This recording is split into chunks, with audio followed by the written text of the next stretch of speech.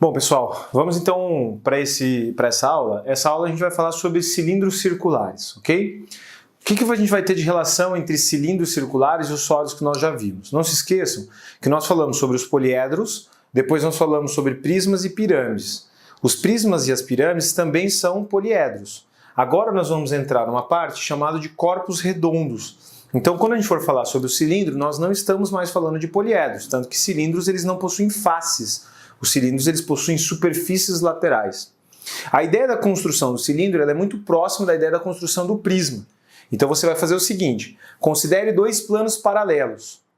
Tudo bem? Então considere dois planos paralelos. Em um dos planos, você vai fazer um círculo, ok? Lembrando que o círculo, então, é o conjunto de todos os pontos que têm distância menor ou igual a r em relação ao centro. Depois, você vai pegar um segmento que sai, olha para mim aqui, ó. Você vai pegar um segmento que sai do centro deste círculo e vai até este outro plano que é paralelo. Então você tem um plano aqui, você tem outro plano aqui. Todos os valores, todos os segmentos que saem de algum ponto desse círculo e vão até este plano paralelo, de forma que esses segmentos sejam paralelos ao eixo, ou seja, esta primeira geratriz, esse primeiro segmento que nós geramos, você vai ter então a formação de um cilindro circular. Ok? Pegou todos os segmentos que saem de algum ponto ou de todos os pontos do círculo e subiu paralelamente a este primeiro, que a gente vai chamar aqui de eixo, que vai ser então o segmento que vai ligar os dois centros, o centro das duas bases. Você vai perceber então, pessoal, que a figura cilindro circular, ela vai ser uma figura que vai ter uma superfície lateral curva. Ela não vai ser uma figura que vai ter uma superfície, por exemplo, as superfícies laterais como sendo polígonos. E por isso nós temos então um corpo redondo e não mais um poliedro. Se a base ou se as bases, se as duas bases são círculos, você sabe calcular a área deste círculo. Lembrando que a área de círculo nós vimos lá na geometria plana que é π vezes r elevado ao quadrado. A altura de um cilindro vai ser a distância que você tem entre os dois planos das bases. Então a distância entre esses dois planos vai ser a altura. Percebam que neste caso a altura não coincide com o eixo. A medida da altura não coincide com a medida do eixo. Notem que o eixo, que é o segmento que liga os dois centros, ele é um segmento que não é perpendicular às bases. Quando você tiver um eixo que não é perpendicular às bases, você vai chamar de cilindro circular oblíquo. Quando você tiver um eixo que for perpendicular às bases, você vai ter o que nós chamamos de cilindro circular reto. Suzuki, mas o que eu posso falar sobre o cilindro circular oblíquo? Não tem muita coisa, não. No cilindro circular oblíquo, você pode falar sobre volume. Lembra que a gente conversou? Duas bases. Quem que eram as duas bases? Prismas ou cilindros? Quando você tem duas bases paralelas, no caso do cilindro também, além do prisma, você vai fazer a área da base vezes a altura. Para os prismas, como a base era um polígono qualquer, a gente não tinha como definir uma fórmula única. Mas para os cilindros, como a base é um círculo, a área da base vai ser π vezes r elevado ao quadrado, vezes a medida da altura. A área da base vezes a altura para cilindros vai ficar mais específico, porque, claro, nos cilindros circulares, a base tem que ser um círculo. Tudo bem, pessoal? Tranquilo? Molezinha? Bom, o que nós precisamos saber também sobre cilindros circulares? Presta atenção. A seção meridiana ou seção meridional, lembra que para o prisma aqui que a gente falou, seção transversal. Seção transversal é a interseção entre um plano e um sólido de forma que este plano seja paralelo aos planos da base. Seção meridiana ou meridional vai ser a interseção entre um plano e um sólido geométrico de forma perpendicular a ou às bases e passando pelo centro da mesma. De novo, seção meridiana vai ser a interseção entre um plano e um sólido de forma perpendicular a ou às bases, passando exatamente pelo centro desta base. Notem o seguinte, nesse cilindro, se nós fizermos um corte que seja perpendicular à base passando pelo centro dela, a interseção entre o plano e o cilindro vai ser isso aqui, ó. O que nós estamos falando de interseção entre o plano e o cilindro, pessoal, é como se você tem lá o cilindro, que é um sólido. Você faz o corte e mostra. A figura plana que você consegue enxergar neste corte é o que nós vamos chamar então de seção meridiana ou seção meridional. Notem o seguinte, olha para mim aqui, ó. Quando nós estamos falando de seção meridiana ou seção meridional de um cilindro circular, você sempre terá a formação de um paralelogramo. Ó que legal que fica isso aqui, ó.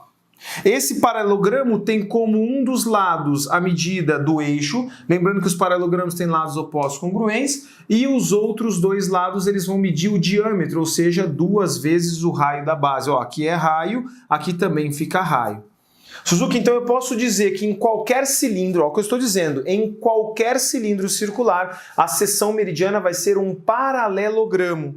Tudo bem? De cilindros circulares não tem muita coisa, não tem mais nada que você precisa saber. Sabendo isso, você já consegue trabalhar bem com os cilindros circulares. Agora, vai surgir um grupo de cilindros, e na verdade vai surgir um grupo agora de sólidos geométricos muito importantes. São 3 sólidos que nós vamos estudar desta característica. Uma nesse vídeo e os outros 2 no próximo, que são os chamados sólidos de revolução. Quando nós vamos dizendo, né, pessoal, sólido de revolução, todo sólido de revolução é um sólido gerado pela rotação de uma figura geométrica plana em torno de um eixo. De novo, sólido de revolução é todo sólido gerado pela rotação de uma figura geométrica plana em torno de um eixo. Professor, como assim? Então vamos lá. O cilindro circular reto, ou todo cilindro circular reto, será chamado de cilindro de revolução. E ele poderá ser chamado de cilindro de revolução porque ele será o resultado da rotação de um retângulo em torno de um dos seus eixos, ou seja, em torno de um dos seus lados. De novo, um cilindro de revolução, ou cilindro circular reto, é um cilindro gerado pela rotação de um retângulo em torno de um dos seus lados. Não se esqueçam, todo retângulo é um paralelogramo. Todo paralelogramo tem lados opostos congruentes, ângulos opostos congruentes, diagonais interceptando os respectivos pontos médios. O que você tem a mais no retângulo? Você tem um paralelogramo com os ângulos todos com as mesmas medidas, ou seja, com os 4 ângulos retos. Então, quando você tem um retângulo, você tem esse lado com a mesma medida que esse lado com a mesma medida que esse. Um desses lados você vai tomar como eixo de rotação. Então você vai tomar esse lado como eixo de rotação. Se você rotacionar, ou seja, se você pegar esse retângulo e fizer um giro, pensa comigo, ó, você fez um giro de 360 graus, qual vai ser a figura que vai ser gerada? Presta atenção, ó. Se eu pegar esse retângulo e fizer um giro de 360 graus, desculpa, de 180 graus, exatamente, desculpa que eu falei aqui, né? Não é 180. Se você pegar o retângulo e fizer um giro de 360, você dá a volta inteira, você vai gerar essa figura, vê se você concorda comigo, ó. Você vai gerar exatamente essa figura. Vamos lá, vou pegar aqui na mesma altura, claro, para não ter problema. Então você tem uma situação como essa. Pegou o retângulo e girou em torno de um dos seus lados. Olha que coisa mais linda, pessoal. Olha para mim agora. Pegou esse retângulo, girou em torno de um dos seus lados 360 graus. Claro, você pode girar mais de 360 graus. Se você quiser dar 10 voltas, não tem problema. Mas você precisa de pelo menos uma. Olha o que vai acontecer. Este lado, que é chamado de eixo de rotação, vai ter exatamente a mesma medida da altura do cilindro. Porque percebam que agora, pessoal, como este cilindro é gerado pela rotação de um retângulo em torno de um dos seus lados, o eixo ele vai ser perpendicular às bases, o que não acontecia aqui. Aqui o eixo não era perpendicular às bases, aqui ele vai ser. Tanto que olha onde está esse retângulo. Esse retângulo ele está aqui, ó. Agora, o que você já percebeu? Um dos lados do retângulo, que é o lado que você usou como eixo de rotação, vai ter exatamente a medida da altura. E o outro lado, que é o lado que você não tomou como eixo de rotação, ele vai ser exatamente a medida do raio da base. Olha que coisa mais legal, pessoal. O raio da base vai ser o lado que você não tomou como eixo de rotação e o outro lado vai ser a medida da altura que você tem para este cilindro circular reto. Tudo bem, pessoal? Presta atenção, ó. Este raio fez a rotação aqui, vai dar exatamente o quê? O comprimento da base, o comprimento da circunferência da base. Agora, o que a gente vai poder fazer aqui? Você pode calcular volume? Claro que pode, porque o volume vai ser do mesmo jeito π vezes o raio ao quadrado vezes a altura, ou seja, a área da base vezes a altura. Mas o mais interessante nos cilindros circulares retos é que, primeiro, se ele chega para você e fala assim, considere um retângulo de lados medindo 2,7. Rotacione este retângulo em torno do seu maior lado, de tal forma que você complete 360 graus. Espera lá, 2,7, rotacionou em torno do maior lado. Então quem que vai ser a altura? 7 e o raio? 2. E se ele falasse, considere um retângulo de lados 2 e 7, rotacione esse retângulo em torno do menor lado. Aí a altura seria 2 e o raio seria 7. Professor, dá na mesma, e aí que tá, não dá na mesma. Notem que se o raio for 2 e a altura for 7, volume 2 ao quadrado 4 vezes a altura 7, 28. Se o raio for 7 e a altura for 2, 7 ao quadrado 49 vezes 2 vai dar 98. Então uma coisa é se você tiver raio 2 e altura 7, outra coisa é se você tiver raio 7 e altura 2. Então cuidado, isso você vai ver que tem exercício do Enem que é exatamente isso. Ele dá dois cilindros diferentes, só que ele dá a medida do raio de um igual à altura do outro e a altura do primeiro igual ao raio do segundo. Os volumes são diferentes, porque a medida raio ela está elevada ao quadrado e a medida altura está elevada à primeira. Então a influência do raio ao quadrado sempre será maior do que a influência da altura que está elevada à primeira. Fiquem atentos a isso porque você precisa usar isso no exercício. Tanto que eu falei para vocês, ó, raio 2 altura 7 dava 28 π o volume.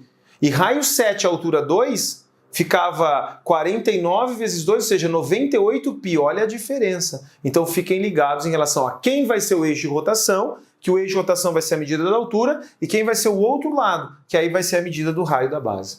Tudo bem? Molezinha? Bom, professor, o que eu posso fazer aqui? Presta atenção, ó. Imagine o seguinte, aí eu vou pedir para você olhar um pouquinho para mim, eu vou usar uma folha de papel aqui para esclarecer um pouquinho melhor o que nós estamos fazendo. Isso aqui seria um cilindro circular reto. Notem o seguinte, isso aqui é um cilindro circular reto. Você pega um retângulo, gira em torno do seu eixo, então você vai ter um cilindro em que o eixo vai formar 90 graus com as bases. Que é esta figura que nós vamos ter aí, toda vez que cair cilindro, 99% das vezes vai ser o cilindro circular reto. Nota o seguinte, como é que eu vou calcular a área dessa superfície lateral, se essa superfície lateral é uma superfície, presta atenção, essa superfície lateral é uma superfície curva. Como é que eu vou calcular a área dessa região curva? Olha que legal. Se esse cilindro circular reto, imagine que você faça um corte exatamente paralelo ao eixo. Pessoal, olha para mim. Aqui não tem o raio, olha lá. Aqui não tem o raio da circunferência da base? Esse é o raio, R. Se o raio é R, quanto que dá o comprimento da circunferência? Ó, o comprimento da circunferência, lembra lá da aula de geometria plana? 2πr. Se eu cortar reto, olha para mim. Se isso é 2πr, abriu, isso continua sendo o quê? 2πr. Se isso aqui é a altura do cilindro circular reto, por isso tem que ser cilindro circular reto, cortou, abriu, isso continua sendo a altura. Opa, pera lá, Suzuki. Então você está querendo me dizer o seguinte, se eu fizer a planificação de um cilindro, o que vai acontecer? Presta atenção. Ó, se você fizer o corte, presta atenção aqui, fez o corte retinho aqui, abriu o cilindro, o que vai acontecer? Fez o corte, abriu o cilindro, este lado aqui, esquece as bases, fez o corte e abriu. Foi exatamente isso que eu fiz com a folha, olha para mim. Fez o corte e abriu. Esse lado vai continuar valendo quanto? 2πr. E este lado vai continuar valendo quanto? Vai continuar valendo a altura. A superfície lateral do cilindro é a mesma superfície lateral deste retângulo. Professor, então isso quer dizer que a área lateral do cilindro vai ser a mesma área desse retângulo? Perfeito. Como é calcular a área de retângulo? Base vezes altura, ou seja, a área lateral de qualquer cilindro circular reto vai ser 2πr vezes h. Base é 2πr, em que raio R é o raio da base, e aqui você vai ter h, que vai ser a altura do cilindro circular reto. Professor, se a área lateral é 2πr vezes h, se ele pedir a área total, o que eu faço? A área total você tem que acrescentar a área dessa base mais a área dessa base. São duas bases. Como calcular a área de um círculo? Desculpa. πr ao quadrado. Ou seja, a área total vai ser a área da base duas vezes, ou seja, 2πr ao quadrado, mais a área lateral que a gente acabou de provar que vale 2πr vezes h. Então a área total de um cilindro circular reto vai ser 2πr ao quadrado mais 2πr vezes h. Tudo bem, pessoal? Tranquilinho, qual que é a ideia? Bom, o que mais que eu preciso saber sobre cilindro circular reto? Nós precisamos definir só mais uma coisa, que é o cilindro equilátero. Mas eu vou apagar rapidinho aqui, em um segundinho nós voltamos. Bom, galera, continuando então, presta atenção. Nós acabamos de definir o cilindro circular reto. Lembrem-se que eu falei para vocês assim, toda seção meridiana que é a interseção entre um plano e um cilindro de forma perpendicular à base passando pelo centro dela, é um paralelogramo. Notem o seguinte, toda seção meridiana ou meridional de um cilindro vai ser um paralelogramo, mas se esse cilindro for um cilindro circular reto, além de ser um paralelogramo, você também pode afirmar que o cilindro circular reto tem como seção meridiana um retângulo. Lembrando que todo retângulo é um paralelogramo. Então a seção meridiana de um cilindro sempre um paralelogramo. Se o cilindro for circular reto, a seção meridiana será um retângulo. Suzuki, mas por que você está falando isso? Porque nós temos uma terceira e última definição importante, que é o cilindro ser um cilindro equilátero. Se ele colocar no enunciado, considere um cilindro equilátero ou um silo, um reservatório, uma piscina, tem o formato de um cilindro equilátero, não se esqueça. Cilindro equilátero é todo cilindro cuja seção meridiana é um quadrado. Espera lá, a seção meridiana de um cilindro qualquer é um paralelogramo. De um cilindro circular reto é um retângulo. Se a seção meridiana do cilindro for um quadrado, aí você vai ter um cilindro chamado de cilindro circular reto. Presta atenção, a seção meridiana precisa ser um quadrado. Agora vamos lá, vamos para as conclusões juntos aqui, ó. Se a seção meridiana de um cilindro for um quadrado, vamos pensar, se a seção meridiana de um cilindro for um quadrado, é porque a medida deste lado tem que ser igual à medida desse lado. Se a seção meridiana for um quadrado, os quatro lados têm mesma medida, por isso você chama de cilindro equilátero. Agora pensa comigo, esta medida é a medida da altura. Esta medida é a medida de 2 vezes o raio. Ou seja, se um cilindro é equilátero, a seção meridiana tem que ser um quadrado. Mas se a seção meridiana é um quadrado, este lado tem a mesma medida que esse. Consequência, sempre que um cilindro for equilátero, a medida da altura é igual ao dobro da medida do raio da base. Sempre. Agora presta atenção. Se o cilindro é equilátero, isso acontece. Suzuki, se isso acontece obrigatoriamente no cilindro equilátero, não necessariamente. Por favor, cuidado com isso. Imagina que eu tivesse uma situação como essa aqui, ó.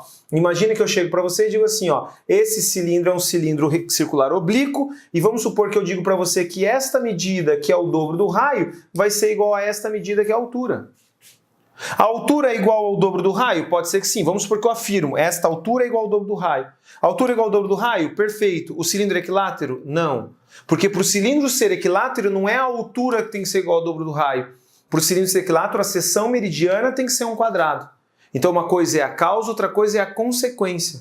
Qual é a causa? O que eu preciso para o cilindro ser equilátero? Seção meridiana tem que ser um quadrado. Qual é a consequência? A altura é igual ao dobro do raio da base. Tudo bem, pessoal? Agora, por exemplo, o que ele poderia afirmar para nós?